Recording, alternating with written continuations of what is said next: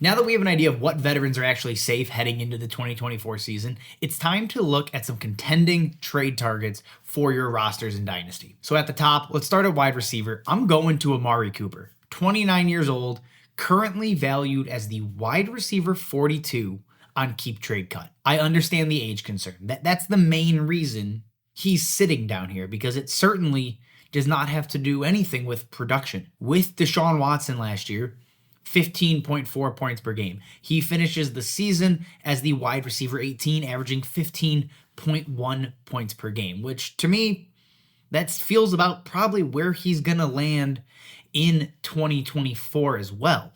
And when you look back at what he did with Deshaun Watson, again, only for a few games, but the 17-game pace was, it was spectacular.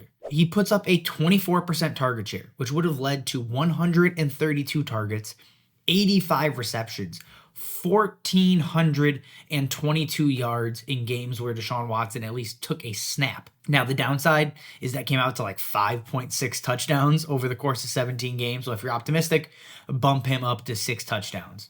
Now, personally, I would take an 85, 1,406 season all day long. I don't even think that's a hot take. I think for the most part, most people are going to take that level of production from a guy at 29 years old. In this scenario, he would ideally be your wide receiver 4, your wide receiver 5. And given the price for Amari Cooper, he's never been more affordable. If you look at 2 trades that have taken place on the DLF trade calculator, Amari Cooper plus the 210 for Dontavian Wicks. Now, I love Dontavian Wicks, but if you're a contender, I'll happily take Amari Cooper and then get a pick thrown in on top to replace a Dontavian Wicks with a younger, potentially better wide receiver. Probably not, but there's a chance. I'll do that all day long. And then the other piece here is Amari Cooper for Tony Pollard. This to me just feels like 2 contenders trading for need. I think that's perfectly fine. Now, sticking at the wide receiver position, I'm going to Diontae Johnson. And I laugh here because 1, I know as Addison is editing this, he's probably annoyed. 2, if you have watched me on this DLF channel for the last 2-ish years, you know I constantly pump out any reason to, talk about Diontae Johnson, to promote Diontae Johnson. Not since Diontae Johnson's first year in the league has he been this cheap. He's 27, turning 28 years old, and on Keep Trade Cut, he's valued as the wide receiver 44. I am all in at those prices, right? Just based on the age alone, he's not going to magically disappear. And based on what we've seen in his time in Pittsburgh, he has the skill set and the target earning ability to be the wide receiver 1 in Carolina for at least 1 to 2 seasons here. So when you look at the target share by season, right, this is what I'm talking about, like the ability to earn targets. It's inherent, and Diontae Johnson does it better than most people. In 2020, he puts up a 22.8% target share. 2021, that skyrocketed to 28.5%, then 27%, and then in 2023, 23.5%. Even if he does not get back to 25, 26, 27%, Diontae Johnson operating as the 1 in Carolina with a new head coach there, right? Dave Canales could scheme up a beautiful offense here. He is the de facto wide receiver 1 just because he's going to be open more often than Jonathan Mingo, than Adam Thielen, than Xavier Leggett.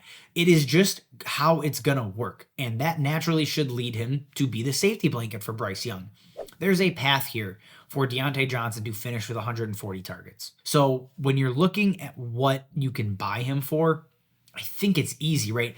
There's not a lot of trades with Diontae Johnson, but as far as value goes, look at what we just talked about with Amari Cooper.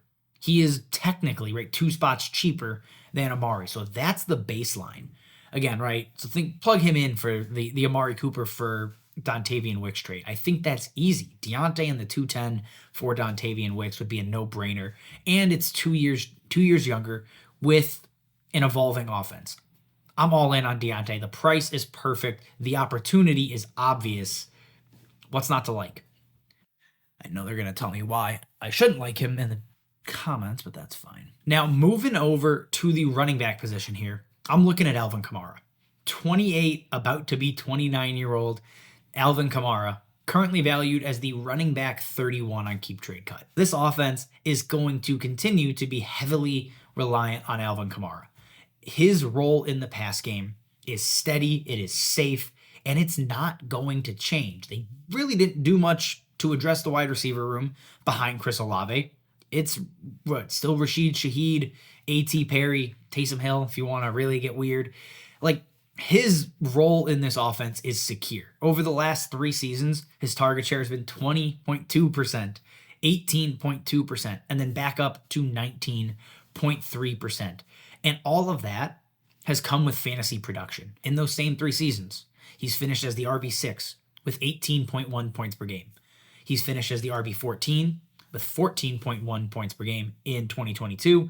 And then in 2023, he's back RB3, albeit a down year for running backs as a whole, because he only averaged 17.9 points per game. He is still a very high-end running back. Like, I just, if you're a contender and you're looking and you're missing one of those running backs, it's like a guy like Kamara, a guy like Joe Mixon, those are the players to go after because they're cheaper than they've ever been. And on top of it, opportunity is there, talent is there. It's really not a hard decision for me. So when I'm looking at trades, I'm thinking like mid-second round picks in 1 QB leagues, package multiple late seconds. The only trade I found that was interesting was Roschon Johnson and the 211 for Alvin Kamara. Like, it may kind of hurt to give up Roschon because he was a fun sleeper last year, but look, DeAndre Swift's in town, Roschon's in a very busy room, and the 211 is still a dart throw. Like, as a contender, Kamara is going to mean much more to your team this year, and he's going to help your roster hopefully win a title significantly more than either, that player or that pick is going to. And to close us out, I'm going to a quarterback. And look, it's Dak Prescott. If you watched our ADP video a couple of weeks ago that I put out, Dak Prescott was in there as well. And I just want to talk about like the difference between ADP on DLF versus Keep Trade Cut, because it's dramatic. His DLF ADP was QB12. I thought that was too low. Then I looked at Keep Trade Cut, while I was doing research for this video.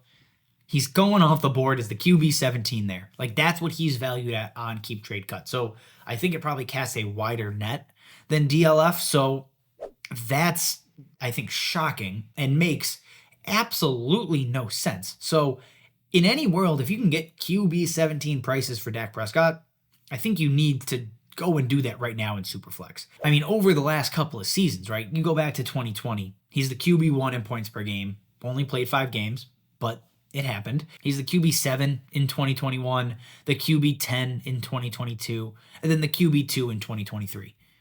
None of that makes sense as to why he's now valued as QB17. Yeah, he's 30 years old. Who cares? Like, he has not slowed down. Like, it's not like the situation has changed dramatically, unless you're concerned about Tony Pollard, who wasn't all that great last year, unfortunately, and then Michael Gallup leaving. That's not a reason to drop Dak. He still has CeeDee Lamb. You have Brandon Cooks. You have Jake Ferguson. And right, you bring back Zeke. And not that that's a positive for the offense, but it's a positive for Dak Prescott because Zeke is washed.